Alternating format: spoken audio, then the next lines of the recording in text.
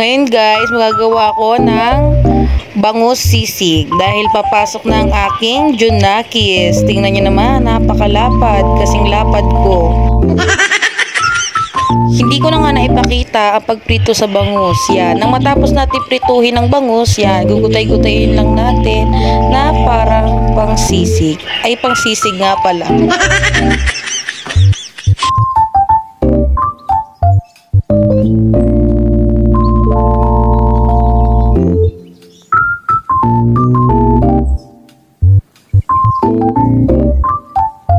Nang matapos nga gutay-gutayin, ayan, nagigisa na ako ng pang-sauce ng pang-sisig.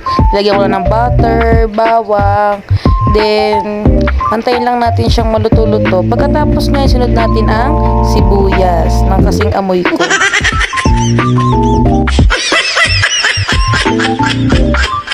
At yan nga, lulutuin lang natin ang sibuyas at ang bawang. Halu-haluin lang natin hanggang mahilo sila.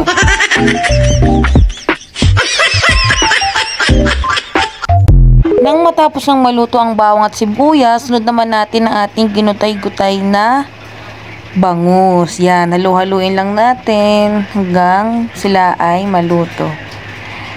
Yan, halo lang, halo. Pagkatapos niyan, lagyan natin ng green chili o chili green and may red pala. Pagkatapos nga nyan ay lagyan naman natin ng mayonnaise. Yan. Tapos, pag nalagay na natin, lagyan naman natin ng oyster sauce. Huwag nyo kakalimutan, oyster sauce. Matapos nga lagyan ng oyster sauce, lagyan naman natin ng calamansi. Then, halu-haluin na natin. Huwag nyo nang pansinin yung pot holder. Medyo naatong na.